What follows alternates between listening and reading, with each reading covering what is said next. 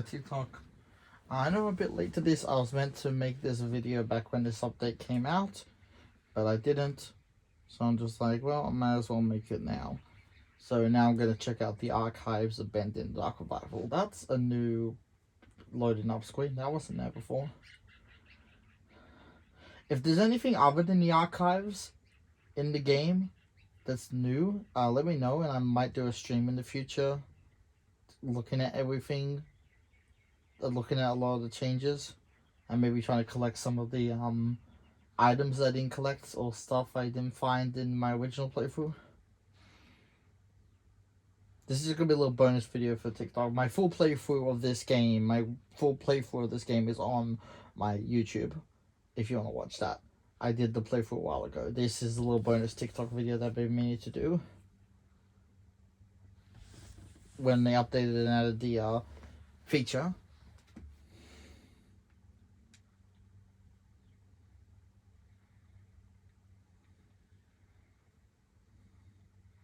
Archives. There it is. Let's check out the archives. Let's check out these archives. Let's go. Let's check out these archives. Now the archives for the first game were interesting. They showed a lot of the models up close. We got to see a lot of cool stuff. So I'm excited to see a lot of the stuff in this game, like up close in the archives. Oh, welcome to the archives. Bendy and the Dark Revival is filled with numerous characters. Yep, I know that. That each had a critical role to play in the progression. Yep. Of the game. Here in the archives, you will be able to learn a little bit more about them in an up close and personal way. Feel free to explore. Cool. Okay. Man, it's been a hot minute since I played this game. Oh gosh, I don't like that setting. Why is it so boom? This little cash register. I need to change the options. Oh, that's fine. So there's Bendy. Oh wow, you can actually just read it. Bendy. The iconic imp was redesigned for Dark Revival to stand out a bit from his traditional cartoon appearance. By giving him a suit of clothing, he possessed some minor changes, specifically creating a face that sported the warming. Huh? Oh, that spotted the classic Bendy era smile, but still managed to be heartwarming. In the white condition, he's a fan favorite. So his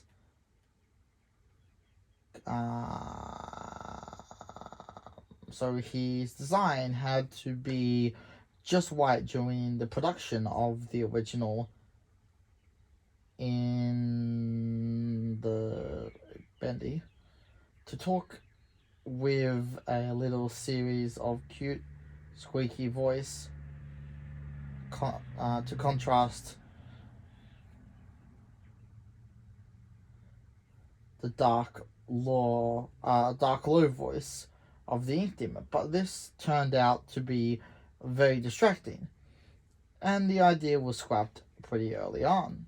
Interesting. So it's meant to have like a squeaky voice. That's kind of cool. Huh. Alright, let's go see Wilson. Wilson was a difficult character to balance. At first, the players are purposely led to believe he is a one-note character.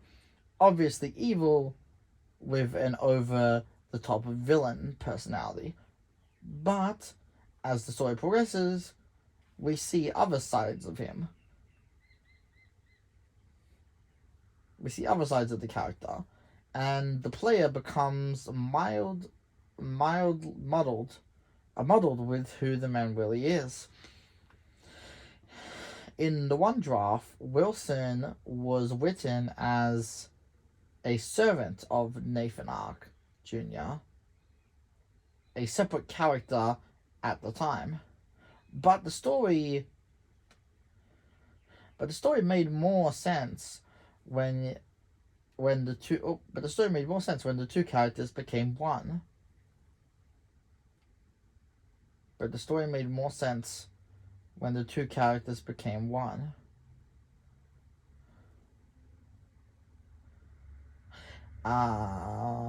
Characters became one. One eliminating a lot of needless narrative complexity. Interesting. Wait, what do you mean by one? I thought Wilson was meant to be Nathan Ark's son, because he says my father. That sounds interesting. Audrey, cartoon. Audrey, a kind-hearted rogue with courage, determination, some flaws, and a deep, dark past.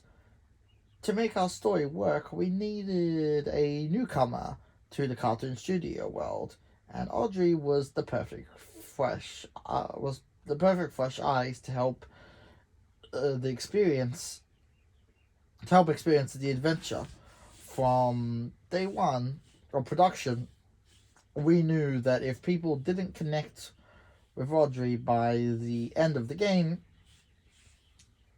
itself wouldn't be successful. Fortunately, she turned out to be quite memorable indeed, and stands out from the other members of the cast. Yeah? Yes, true. This is really cool. I need to watch some people look at the archives, like a video of people looking at the archives. Oh wow, there's a lot of people. Oh, we got all the Butcher Gang members. Okay, the Butcher Gang. Barley, Charlie, and Edgar are the three original members of the Butcher Gang. Were formed. The three original members of the Butcher Gang were formed in the Ink Machine. Disconnected.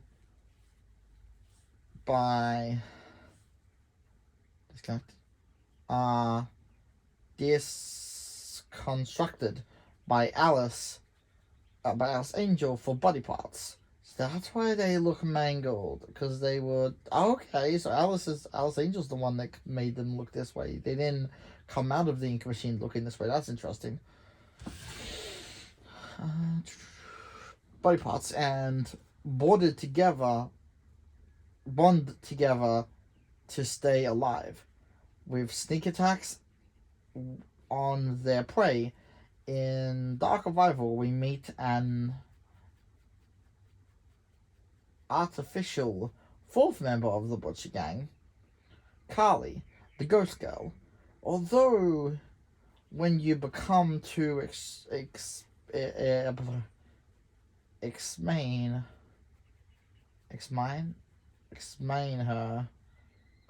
her closely, Carly appears to only be a shell with perhaps someone inside. Oh, interesting. A shell with someone inside.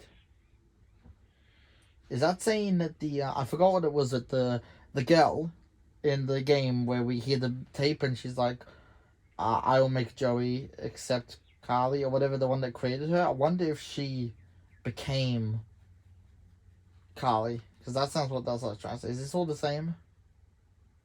Yeah, that's all the same. Okay, that says all the same. What about you? Do you see something different? No, that all just says the same. Yeah, okay. Or there's the Seeker, the Keepers. Wilson's deadly guards and scientists. They aren't perfect, but the Keepers will get... These guys were interesting. The Keepers will get the job done, no matter the cost. They are responsible for pursuing the Ink Demon inside a smaller form, keeping his power level sealed away until Audrey comes along and unknowingly changed the situation. The keepers were usually visually designed to reflect the dangers and evils of the ink machine itself. Faceless beings made of gears and wires with no sense of morality, ordered around like cattle, a creation living without purpose. Interesting. Okay. What's down here? Oh, here's Sammy. Oh, and there's some people down there too. We'll check them out soon. Let's go to Sammy.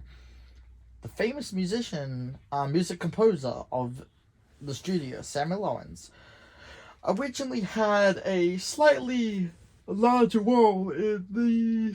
Oh, he originally had a larger role? That's interesting. Originally had a slightly larger role in the story of Dark Revival, but in a story already filled with so many characters, making them all play a meaningful part became a challenge. He was ultimately sidelined in favor of telling a more coherent storyline, although it is interesting to note that Sammy Lawrence appears to have mastered the flow ability in Bendy and the Ink Machine long before Porter and Audrey could wield it. Interesting. Actually giving him a thing? Because, yeah, in Bendy and the Machine 1, he just kind of like disappeared through the wall. We didn't see him. We didn't see him go anywhere. So that isn't just like random. Also, he's still jacked. But that isn't just random. That's not just like, oh, that's just the game. They're actually giving an explanation for that. I mean, that's cool. They give us explanations for other stuff. Oh, Lord Amok. I remember you. Ruler of a sewer cult. Lord Amok elites how the world of the ink illustrates how the world of the ink had continued to develop into different societies. Deep within the darkest places, though he was weak in a fight, his name will simply never die. Interesting. Oh, and Alice Angel herself. Evil Alice Angel. Did I get... No, we can't get that together. Okay. So we can only get a good look at the front.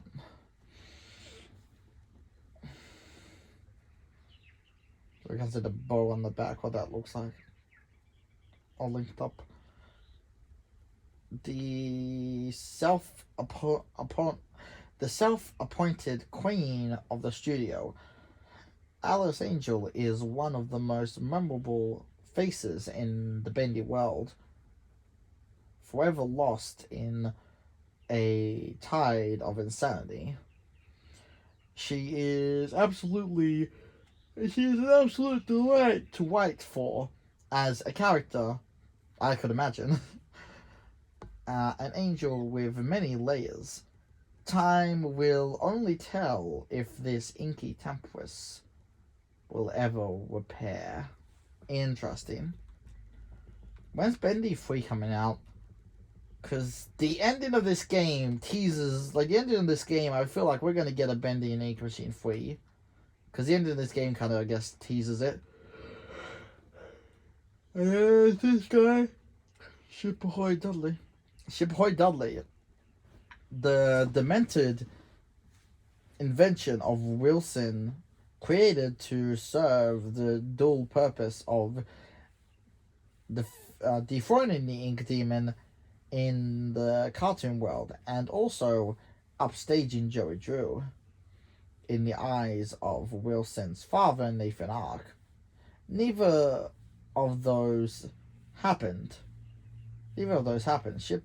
Ship Ahoy Dudley is a mysterious sailor with his own eerie grin, similar to that of Bendy, along with his sidekick, Crackle,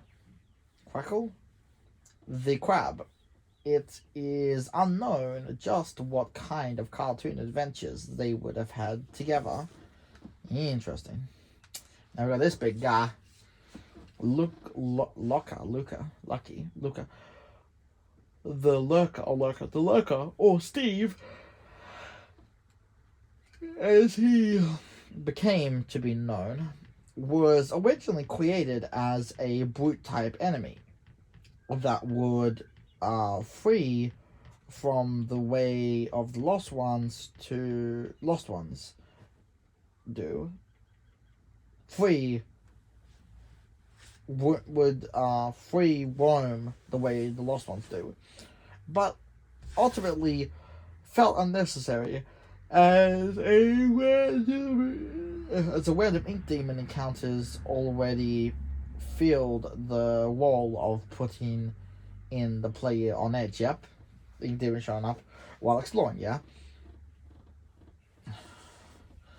Previous traversed locations, in the end, the Lurker found a much better calling as an unlikely ally, eventually expanding him into more than just a typical enemy. Yeah, he came back at the end and helped us. I think someone was like controlling him. King Widow, Ink Widow, have begun to infest where the light grows darkest.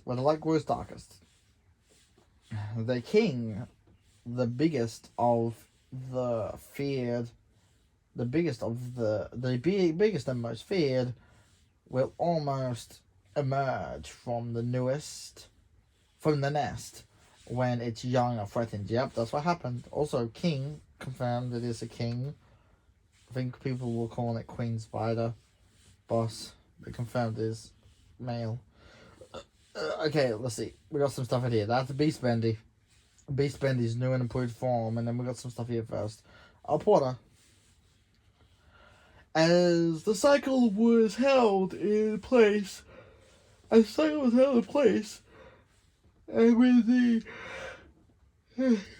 with the influence of the Ink Demon held at bay, the cartoon world was able to grow and advance, creating such characters as Porter, a lost one who came to come a new identity as an explorer.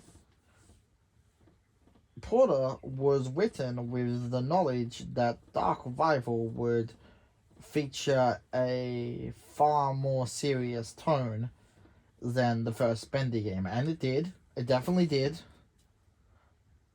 The first game of Bendy and Ink Machine, and it definitely did.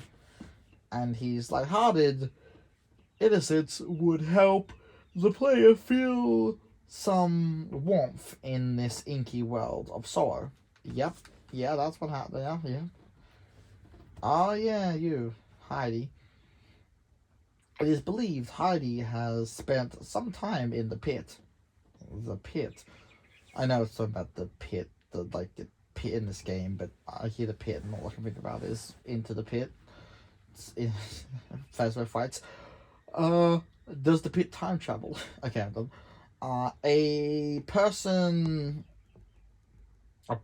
prison set up by Wilson and the Keepers. It is unclear why, but most likely she was able to access places she shouldn't have.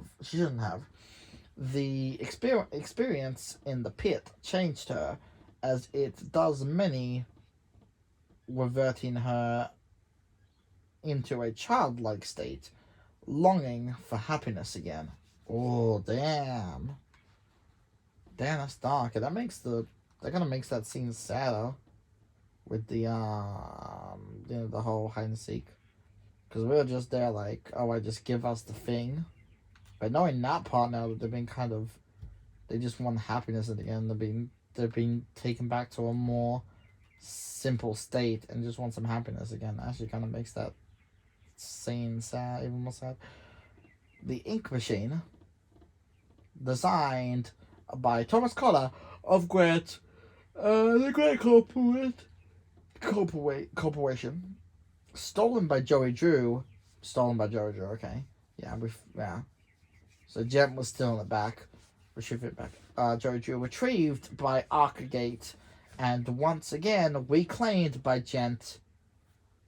That's what we saw at the end of the game. Gent came back and took the ink machine, which I have a feeling is going to lead into a bendy free, and also Audrey saying, "What's next?" makes me think there's going to be a bendy free. Okay, that's it. Ink Machine's next adventure is a mystery. Even there it says Ink Machine's next adventure is a mystery. Look, they even say it there. Like, all signs are pointing to there is going to be I'm telling you, there's going to be a third bendy game. Like, even with that, the Ink Machine's third adventure is a mystery. Yeah, there's going to be another game. That is Beast Bendy, so yeah. That's not just a new version. That is insane. That's like upgraded Beast Bendy. Let's talk about the Ink Demon though. The Ink Demon. As the world of the Dark Revival became more complex and established, we realized the Ink Demon's design needed a complete rethink. Yep, to match our new tone. Yep, I will be looking up people looking at the archives soon. I will be watching people look at the archives. I will be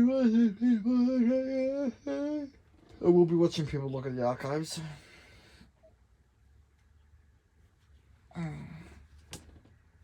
As match the tone.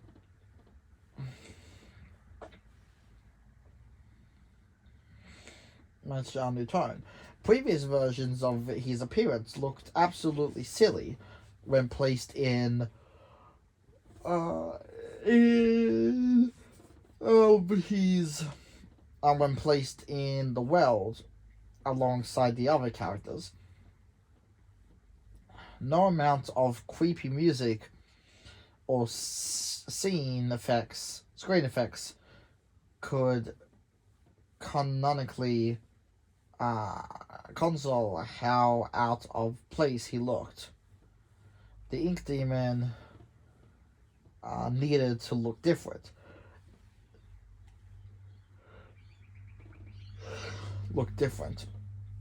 Place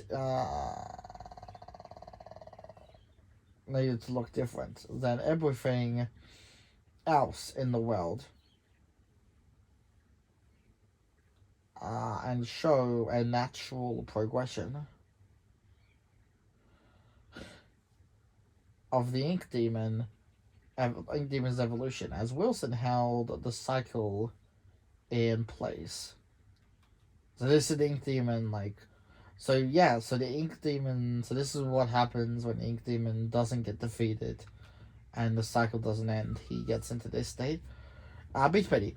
Returning for the climax of Dark Revival, Beast Bendy also was revisited with a Midas mindset of making him more powerful and beast-like. Traditionally, in most horror games, they tend to build to a point where the main villain becomes the final form monster as a final boss. It's partially partially a trope. Our idea, what if you got to play as the final form instead? Yeah, that was interesting. We actually got to play as Beast Bendy. Was sick. Oh, look at his hands. All those fingernails. Look at those inky fingernails. It reminds me of Mario Odyssey where we plays Bowser at the end. Can we see what that is? There's the end wheel. Can we... No, that on the floor doesn't want to work. Okay, let's see what is over here. Who is over here? Oh, we got Henry. Henry. Okay, Henry. Henry Stein. The original Cycle Breaker, yep. The original Cycle Breaker.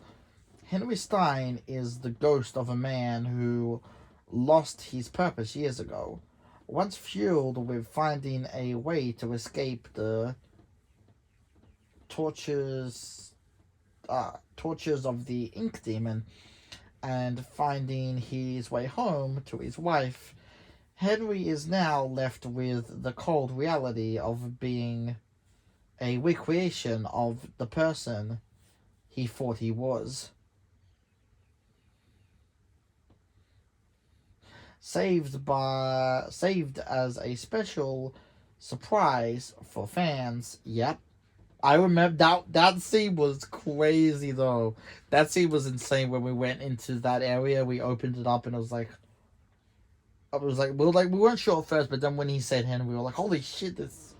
But then when he said his name was Henry, everyone was like freaking out about that. Like, oh my goodness. That was one of the best. That was so good. You can see my reaction again, full video on my YouTube if you want to see my reaction to that.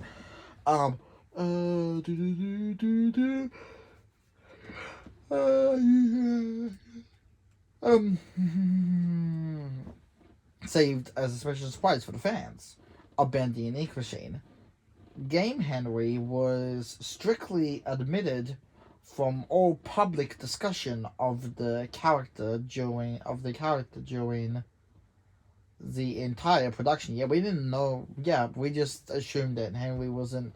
That's why a lot of people were saying this was going to be an alternate universe or like a separate universe because we didn't have any confirmation that Henry would return and some other things. Which I think is one of the reasons people were like, oh, this ain't going to be continuing from Bendy 1. This is going to be like its own separate thing.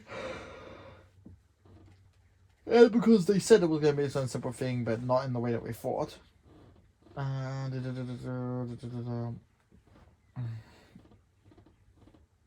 Production, which spanned several years. Yep, the production was a while. But Henry returned with very satisfying face reveal. Yes, that was... Oh, that scene was great. The scene was great. And Allison, returning for another victory over the Ink Demon. Allison is always the voice of reason, yeah. A beacon of hope. Allison's design was carefully upgraded from the previous Bendy and Ink Machine game to maintain her personality. But with more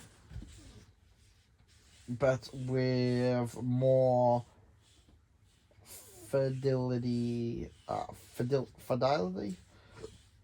The purpose of meeting Allison so early in the campaign was to introduce the player to a familiar face. Makes sense, yeah, makes sense. After that man introduced at the start, Allison was able to serve as a motivating force for Audrey until the true plot kicked in later. Oh boy. And Tom is Allison's silent protector and the only Boris clone involved in the main story. Where is Boris the Wolf? That's a good question. Where's the Boris we saw in the Boris we see at the end of chapter 2? Where's that Boris? Rumor has it that during the events of the game, Boris is experiencing a dark survival story of his own. Oh, that's clever. Wait, so Dark Survival is canon. Boris and the Dark Survival is canon then. That's canon. That's a canon spin-off, right? That's confirming it as canon. But... Huh. Interesting.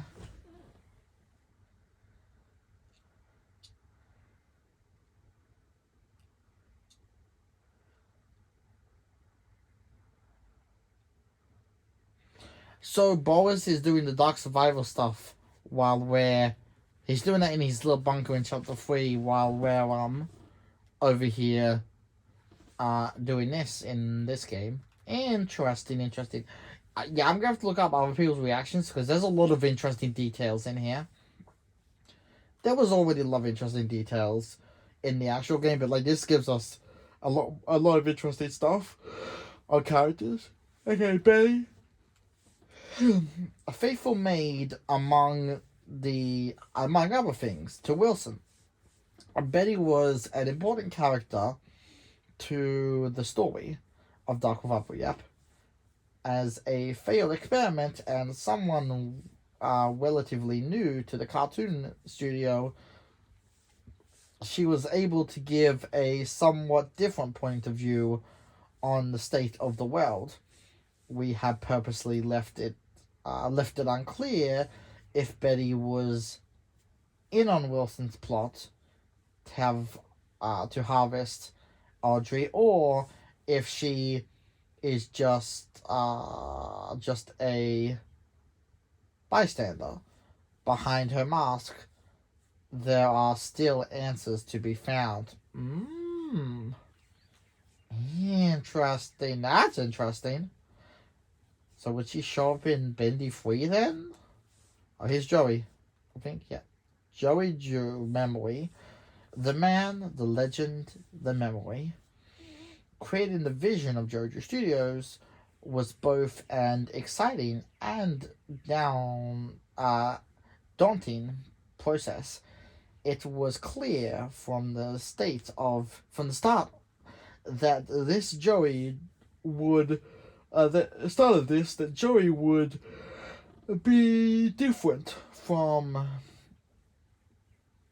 the one from the original Bendy and the Ink Machine, yep. A Bendy Machine game. This was a man with all the guilt from the past life, but without the experience to fully understand.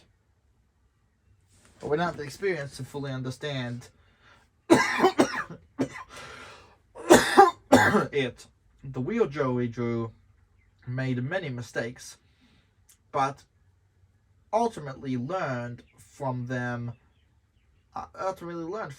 This doesn't absolve him of his sins, but at the end of his life, he was able to help correct some of them and help fight the darkness he created. Yeah. So he still, he did some pretty non-good things, but like he's not a full-blown villain, not evil. I don't think. He's not the JoJo. He's not the William Afton of this universe, like some people were originally comparing him to. I don't think this universe has a William Afton. Look at this. Oh yeah, he's Wilson unstuffed. Audrey, the unknowing daughter of an animation pioneer, Audrey has blocked out the memory of her past after losing her father. But his role in her life was not over. A talented animator and artist, her skills landed her a job at Arcgate. Was it fate? Was it fate that led her to reunite with Joey Drew's machine?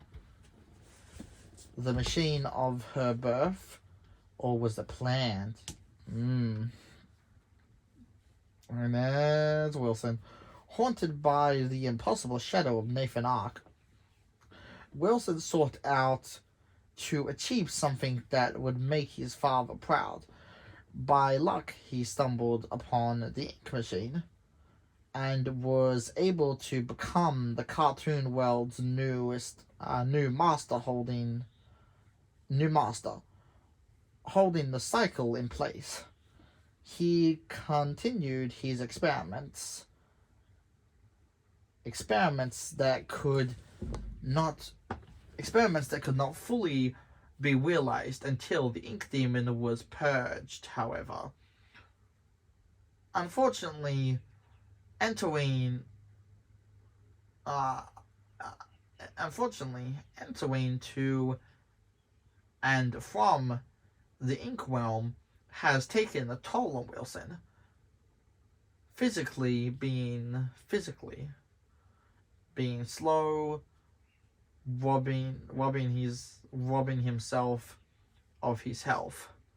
Oh, physically, slowly robbing himself of his health. Interesting. So I think that's about it for this. Anything else, or is that about it? Is that all the archives have to offer? Because that's interesting. Because I think that's all the characters. I think this might be all the archives have to offer.